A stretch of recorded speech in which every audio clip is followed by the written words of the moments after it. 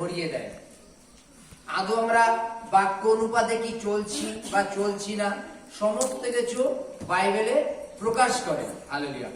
যেমন যদি আমাদের প্রত্যেকটার পরিবারে মনে করো ক্যালেন্ডার আছে বা পঞ্জিকা আছে, হালেলুয়া, ক্যালেন্ডার বা পঞ্জিকা আমাদের প্রত্যেকটা দিন কি অনুষ্ঠান সব লেখা থাকে, তাই তো?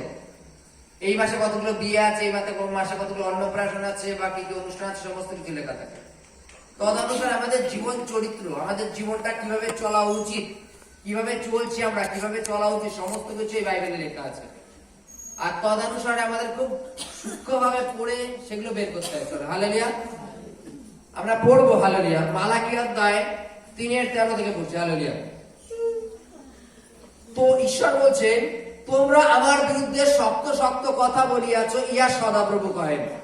কিন্তু তোমরা বলিতেছ, আমরা কিসে তোমার বিরুদ্ধে এই কথা বলিয়াছি?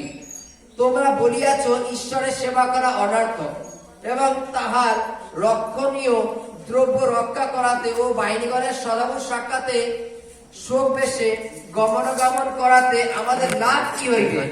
আমরা এমন দর্পী লোকদিগকে ধন্য বলি। হ্যাঁ, দুষ্টচারীরা প্রতিষ্ঠিত হয় ও ঈশ্বরের পরীক্ষা করিয়াও রক্ষা পায়। হালেলুয়া।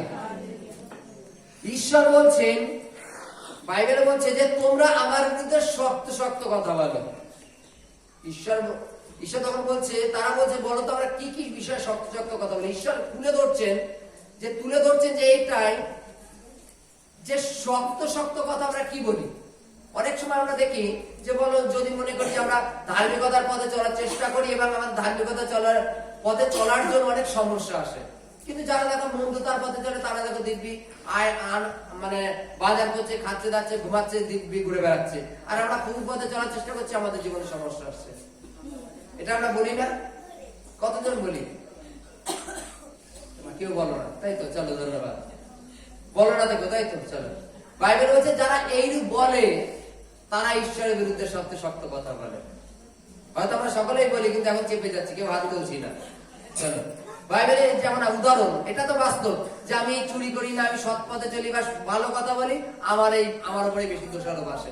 যে মিথ্যে কথা বলে পার হয়ে চলে গেল, তারে কেউ কিছু বললো না, বলি না? এটাই শক্ত কথা। বাইবেলে কি বলছে? ঈশ্বর বলছে যে তোমরা আমার বিরুদ্ধে শক্ত শক্ত কথা বলছো।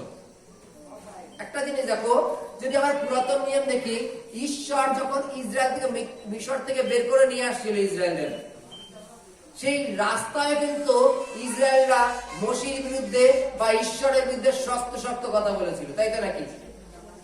শক্ত শক্ত কথার একটা উদাহরণ, ঈশ্বর তার জীবনে প্রতিনিয়ত মিরাকেল করছে। তাদের জলের প্রয়োজন, জল খেতে দিচ্ছে। মাংসের প্রয়োজন, মাংস খেতে দিচ্ছে। তাদের খিদে পেয়েছে, খাবার জন্য তিনি স্বর্গের থেকে মান্না দিচ্ছে। তা বলছে ঈশ্বর আমাদের কি দিয়েছে? হয়তো আমরা মিশরের থেকে ভালো ছিলাম। হালেলুয়া। আমরা কি এটা বলি না, যখন আমরা প্রভুকে জানতাম না তখন দিব্যি চুরি চুরি করে মিথ্যে কথা বলতাম, তবুও কোনো ব্যাপার ছিল না। এখন সত্যি কথা বললেও মার খেয়ে বলি। হালেলুয়া। তাই তো নাকি? সত্যি কথা বলেও দোষের ভাগী হয়ে যাচ্ছে। তার থেকে মিথ্যে কথা বলাই ভালো ছিল, চুরি করাই ভালো ছিল, আগের মতোই ভালো ছিল, তাই তো নাকি? বাইবেলে বলছে এগুলোই হচ্ছে শক্ত শক্ত কথা, যেটা তোমরা এখনো ঈশ্বর সদাপ্রভুর বিরুদ্ধে বলে থাকো। ঈশ্বর সদাপ্রভুর বিরুদ্ধে আঙুল তুলে থাকো যে তো আমরা ঈশ্বর সদাপ্রভুর বিরুদ্ধে, ঈশ্বর সদাপ্রভুর কাছে এটা ছিলাম, আমাদের কেন দিল না? যে চায় না ঈশ্বর তো তাকে দিয়ে দেয়। আমি দিন রাত প্রার্থনা করি, উপবাস করি, ঈশ্বর আমাকে দেয় না। ও চাচ্ছে না, ওকে দিয়ে দেয়।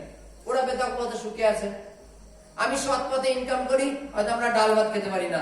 যারা অসৎ পথে চলে তারা দেখো রোজ মাংস ভাত খাচ্ছে। তাহলে অসৎ পথেই চলা ভালো, তাই তো নাকি? হালেলুয়া। হালেলুয়া।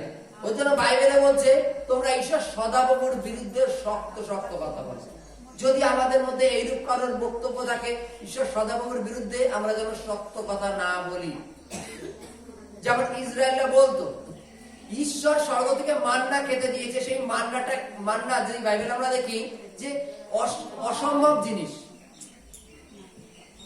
মান্নাটা অসম্ভব জিনিস, কিন্তু ইসরায়েলকে ঈশ্বর সেটা খাইয়ে মানুষ করে এসছে 40 বছর, যা তাদের কখনো কারোর পেট খারাপ পর্যন্ত হয়নি।